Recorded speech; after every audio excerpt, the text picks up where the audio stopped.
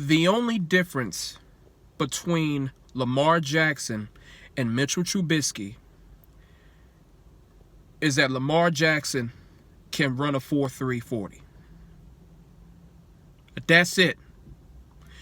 The only difference between Lamar Jackson and Mitchell Trubisky is that Lamar Jackson can run a 4.3 40.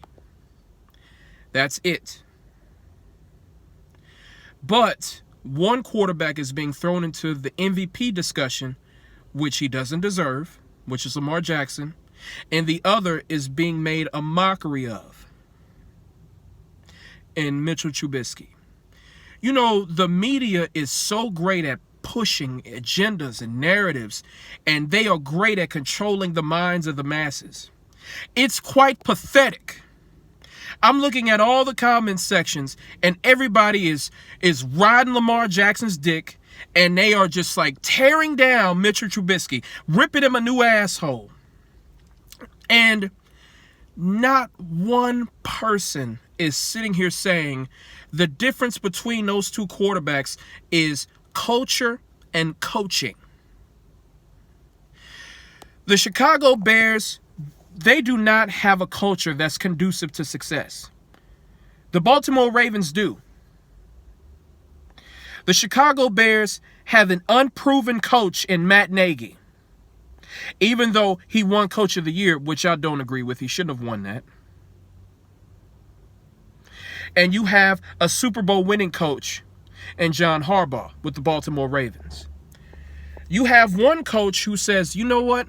I am going to build a scheme, an offensive game plan around my quarterback's strengths, which is what John Harbaugh did for Lamar Jackson. Then you got another coach who's like, I didn't draft this guy. To be honest, I just really want him out of here. He's not my quarterback. And I'm going to force him to be something that he's not. Matt Nagy with Mitchell Trubisky.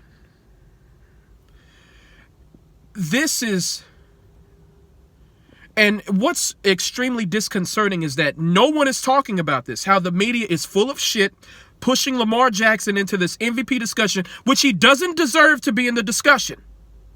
Lamar Jackson is good. I like him.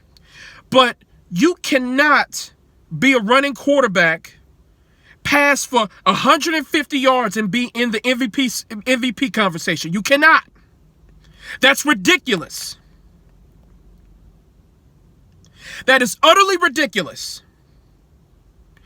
And a guy who got you to a 12-4 season last year, and Mitchell Trubisky, when he was allowed to run around, RPOs, use his athletic ability, even though it's nowhere near Lamar Jackson's, he still has enough to frustrate defenses, and Matt Nagy is not doing anything to take advantage of what he does well. He's not doing anything. Matt Nagy is literally pushing this guy out of town. That's what he's doing. He's not doing anything to help develop this young man. Mitchell Trubisky is not better than Patrick Mahomes. He's not better than Deshaun Watson. He's not. But you know what, though? You can get a lot out of him. You can get first-round production out of him. You can.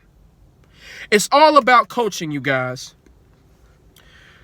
Like I said in the beginning of the video, the only difference between Lamar Jackson and Mitchell Trubisky is that Lamar Jackson can run a 4.3 40. That's it. Coaching and culture has everything to do with these quarterbacks' successes or failures. And it's pissing me off because no one is talking about it.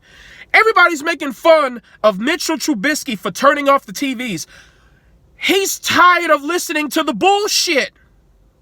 He's tired of everyone ramming down his throat and telling him how sorry he is. You know what? Mitchell Trubisky is a first-round draft pick. There ain't that many talking heads on TV that can say that. He must have done something right. And it ain't just because he's white. He had enough talent. He showed enough in college that he was worthy of a first-round draft pick. Invest in him. The Baltimore Ravens are all in on Lamar Jackson. The Bears could do the same thing, but they're not. And then the media wants to tear down this man, and then they want to prop up another man. That makes no fucking sense. The media is out to get certain people, and they're out to praise others. And you have to ask yourself, why are they doing that? I'm not trying to say there's a conspiracy behind everything, but ask yourself this.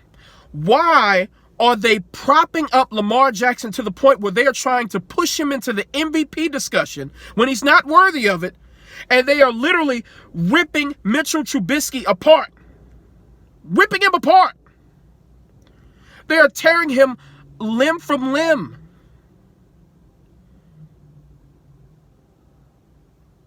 It makes no sense whatsoever. Pay attention to this shit, you guys.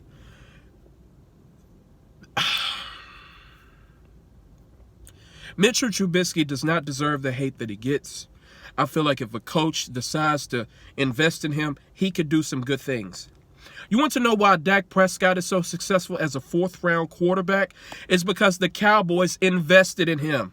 They said, hey, you got the keys. We're going to give you Amari Cooper. We're going to give you Ezekiel Elliott. We're going to give you this offensive line. We're going to give you these pieces. We're going to fire Scott Linehan. We're going to get you Kellen Moore so you can have more creative play calling. We're going to get some QB coaches like John Kenner to work with you. They're investing in Dak Prescott. That's why he's a success as a fourth-round draft pick. Because culture and coaching, if you get rid of Jason Garrett, Dak Prescott can reach immeasurable heights. It's all about culture and coaching. If you can make it to the pros, you are good. The difference is coaching and culture. You guys, I know this is an off-kilter video. I don't talk about the Bears at all. I don't talk about the Ravens. I only talk about NFC East and my Dallas Cowboys. That's it. But I had to make a video on this issue because it's mind-boggling. It's mind-boggling, and it's disconcerting, and it's gross. It's gross. The media is full of shit, and they're out to get certain people.